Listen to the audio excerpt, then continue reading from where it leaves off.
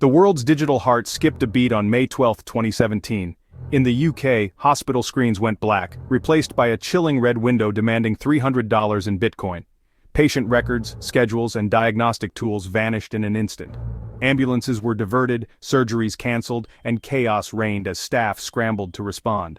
The same red screen appeared in offices and institutions worldwide: Spain's Telefonica, Germany's railways, factories, and government agencies. This was WannaCry ransomware that didn't need a click to spread. It moved autonomously, infecting vulnerable computers at unprecedented speed.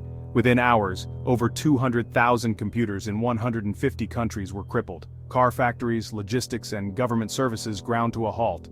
But nowhere was the impact more devastating than in hospitals, where lives were at stake.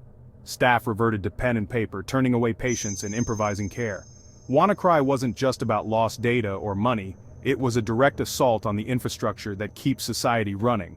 A few lines of code had endangered lives, exposing just how fragile our digital world had become. The attack was a wake-up call. The digital age had a new kind of threat. The world was unprepared for a cyber attack that could move this fast and hit this hard. The digital pandemic had begun, and no one knew how far it would spread.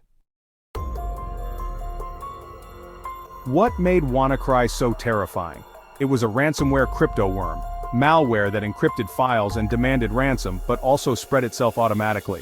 Unlike typical ransomware, WannaCry didn't need human error to propagate. It scanned networks for unpatched Windows systems, exploiting a specific vulnerability. Once inside, it encrypted files and hunted for more victims, creating a chain reaction. The ransom note was designed to instill panic: pay quickly, or lose everything forever. Major corporations, universities, and government agencies worldwide were paralyzed. The attack revealed the fragility of our interconnected systems. A single piece of code, unleashed on a Friday afternoon, caused global disruption. The world watched a real-time cyber disaster unfold, and no one was safe. The origins of WannaCry trace back to the NSA. The agency had developed a powerful exploit called EternalBlue, targeting a flaw in Microsoft Windows. This digital skeleton key was leaked online by a group called the Shadow Brokers in April 2017. Microsoft had released a patch, but millions hadn't updated. WannaCry's creators combined EternalBlue with another tool called Double Pulsar to break in and deliver their ransomware. The result, a self-spreading cyberweapon built from stolen government tools, unleashed on the world. The NSA's secret arsenal had become everyone's problem. The consequences were immediate and devastating. As the attack spread, a young British researcher, Marcus Hutchins, noticed something odd in the WannaCry code. The malware tried to contact a strange, unregistered web domain before encrypting files.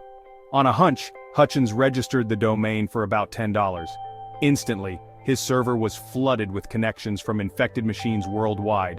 Unknowingly, he had triggered a built-in kill switch.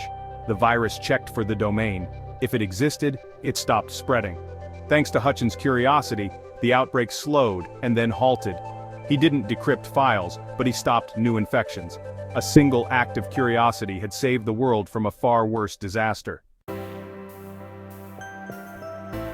WannaCry was a brutal lesson in digital vulnerability. The attack was possible because critical systems weren't updated despite available patches. Regular software updates and offline backups are essential defenses. The crisis also exposed the risks of governments hoarding software exploits. When those tools leak, everyone is at risk. Cybersecurity is a shared responsibility, from individuals to global agencies. WannaCry was a warning: digital threats can cause real-world harm. Next time, we may not be so lucky. WannaCry is gone, but the flaws it exploited still exist. And cybercriminals are always watching, always waiting for someone to forget to update. In the digital world, the scariest virus is the one that doesn't knock before it enters. This is CyFlicks. Digital mysteries, real stories. Hit subscribe and dive deeper into the dark side of the net.